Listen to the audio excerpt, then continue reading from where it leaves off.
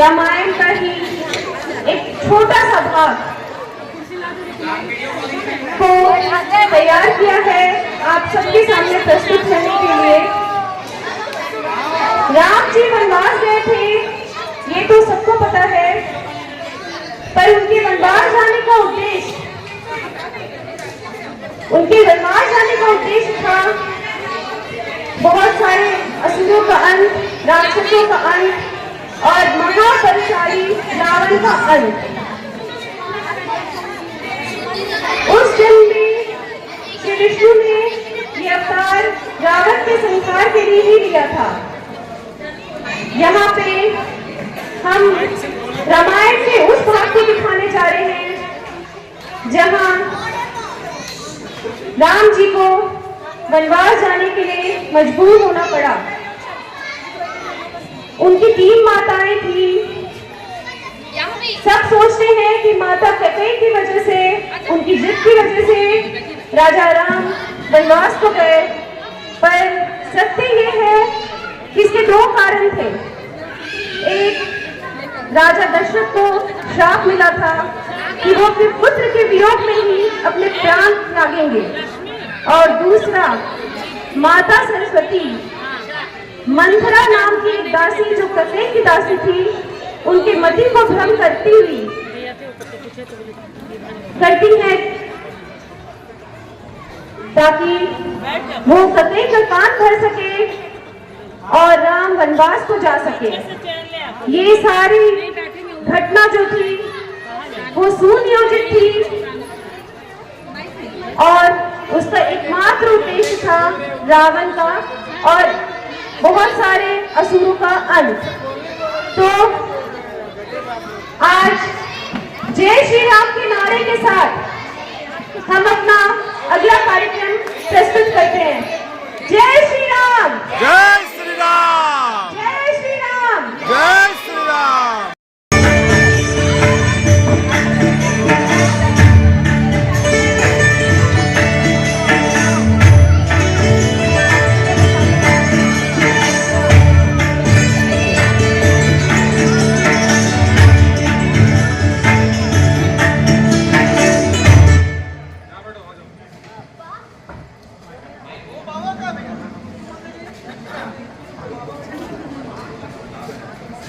वाह, आज कितना उत्सव का माहौल है।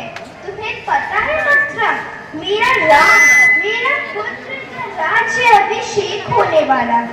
आज मैं बहुत खुश हूँ। मूर्ख रानी, मुझे तो तुम पर तरस आ रहा है। ये क्या कह रही हो बाबा? क्या कह रही हो? तुम्हें ज्ञात नहीं क्या कह रही हूँ? क्या तुम खुश नहीं? मेरा पुत्र राजा बनने वाला है। पुत्र, तुम भूल गई हो रानी। राम तुम्हारा पुत्र नहीं, राम कौशल्या का पुत्र है। तुम्हारा पुत्र भरत है।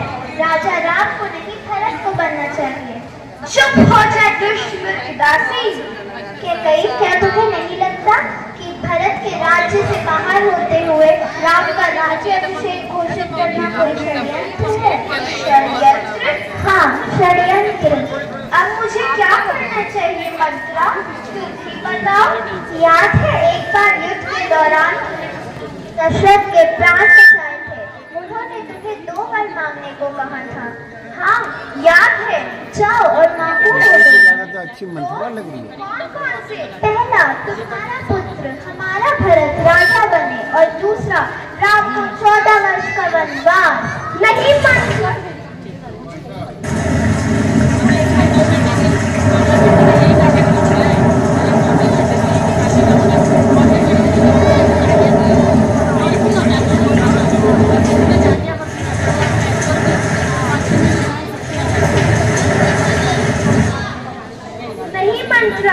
राम को वनवास नहीं। कैकेयी, क्या तुम्हें लगता है कि राम के अयोध्या में होते हुए भरत कभी भी राजा बनेंगे? इसलिए भरत के लौटने से पहले राम को वनवास भेजना नियोजित है। अब व्यर्थ में समय व्यतीत न करो। जाओ हो भरत और लड़वा के लिए आना वो 2 वर महाराज दशरथ से।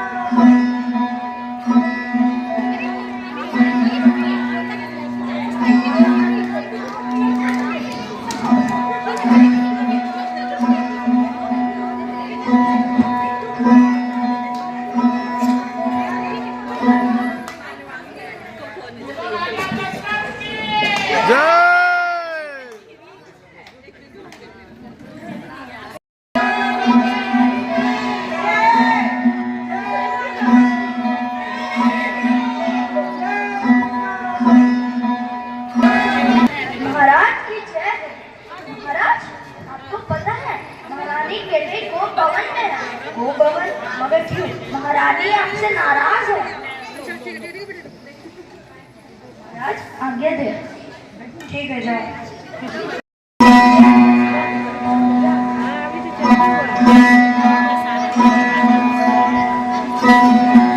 महारानी जी गई आपको भवन में।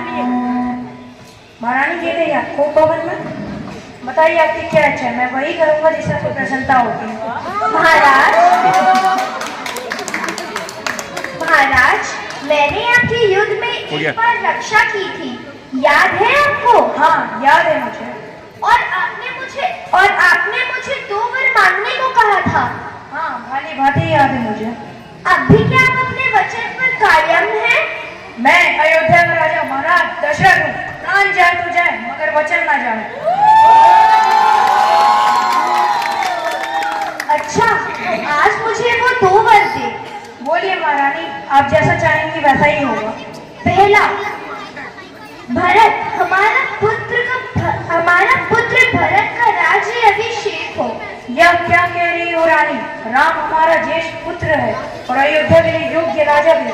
फिर राम मेरा नहीं, कौशल्य का पुत्र है।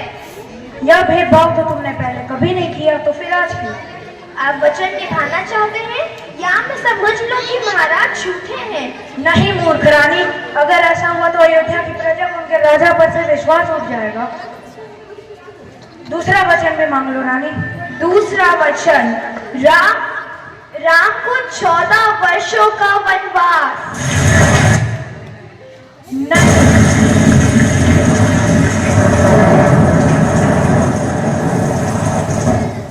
नहीं मूर्ख रानी, अपने शब्दों को वापस लो। हमारा पुत्र राम और वनवास। हाँ, राम के अयोध्या रहते भरत कभी राजा नहीं बन सकते, इसलिए भरत के लौटने से पहले राम को वनवास जाना ही होगा। दूर हो जाओ मेरी नजरों से कपटी औरत, तू एक माँ तो क्या एक नारी कहलाने योग्य नहीं है।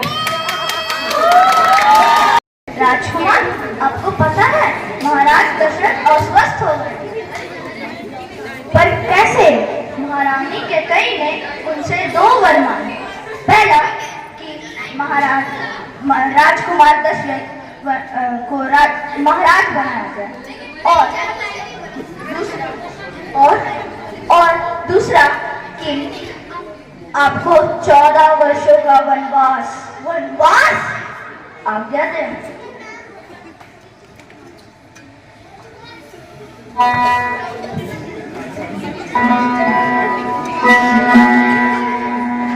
के साथ वन को जाऊंगा। नहीं शत्रुघ्न, तुम मेरे अनुपस्थिति में अयोध्या की प्रजा की रक्षा और माता पिता की सेवा करो।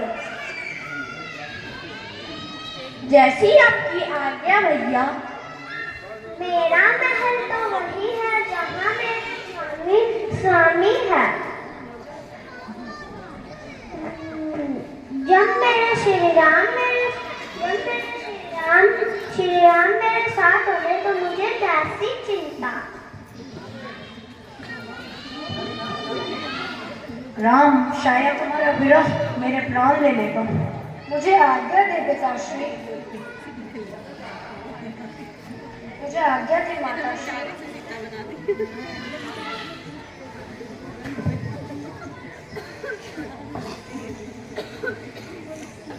सीता का ख्याल रखना लक्ष्मण और अपने भैया का भी। माते, आप चिंता न करें, मैं अपने प्राण देकर भी सीता को लेकर कभी कष्ट भी होने नहीं दूंगा।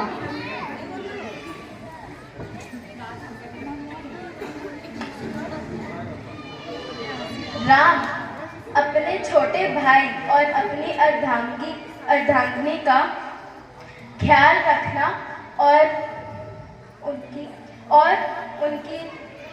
और उनका साथ कभी मत छोड़ना, वन में उनकी रक्षा करना। आप चिंता ना करें माते।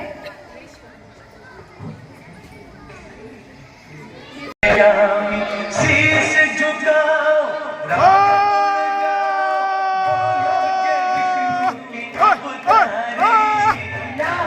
निकली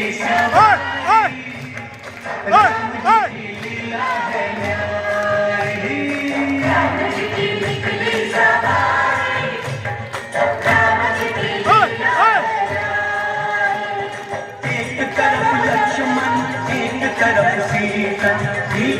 जगत के पालनहारी, राम जी की निकली सवारी, राम जी की लीला है न्यारी न्यारी, राम जी की निकली सवारी, राम जी की लीला है न्यारी। सिया रामचंद्र की जय श्री राम, जय श्री राम। जय श्री राम। मेरे बच्चों को इतने अच्छे से तैयार किया और सच में बहुत ही अद्भुत नजारा, बहुत ही अद्भुत घटना साक्षात हम लोग देख रहे हैं। बच्चों के रूप में साक्षात भगवान हमारे सामने हैं। तो एक बार सभी बच्चों के लिए जोरदार तालियां, उनकी मेहनत, उनकी कोशिश, उनके कीमती समय के लिए जोरदार तालियां। मुझे उम्मीद है कि आप लोगों को बहुत अच्छा लगा होगा।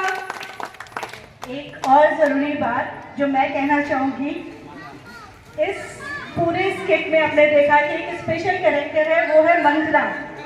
हमने बहुत बच्चों से बात की कि कोई इस कैरेक्टर को प्ले करेगा, बट बहुत सारे बच्चों ने मना कर दिया है। शायद लोग करना नहीं चाहते क्योंकि वो एक स्पेशल कैरेक्टर है। लेकिन heads off to Puja and Ashi कि इसने खुशी खुशी बोला आंटी ये कैरेक्टर मैं प्ले करूंगी, और आज इसको फीवर है। अभी ये बच्ची दवा खाकर आई है और रेडी है कि हाँ मम्मी, आंटी और मम्मी हम ये करेंगे, मतलब मेरी वजह से इसकी खराब नहीं होना चाहिए। तो स्पेशल थैंक्स मेरी तरफ से आशी के लिए। जोरदार तालियां बनती है आशी के लिए। मौली भाभी के लिए भी, मौली भाभी ने बहुत मेहनत किया है, बच्चों को घर पे बुला के ट्रेन किया। मैं अकेले नहीं कर पाती, इन्होंने भी बहुत समय निकाला, बहुत साथ दिया। थैंक यू मौली भाभी, सच में बहुत बहुत थैंक्स। अच्छा रहा, बच्चों ने अच्छा किया, बहुत खुशी मिलती है कि आप कुछ कराए और बच्चे इतना अच्छा कर जाए, बहुत खुशी मिलती है। Thank you everyone, thank you parents, thank you. की तरफ से इस एक्ट के लिए भी बच्चों को 501 रुपए का प्रोत्साहन राशि भेंट किया गया है।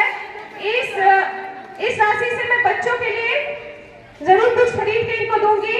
इनकी मेहनत रंग लाई है, ये डिजर्व करते हैं। थैंक यू बच्चों।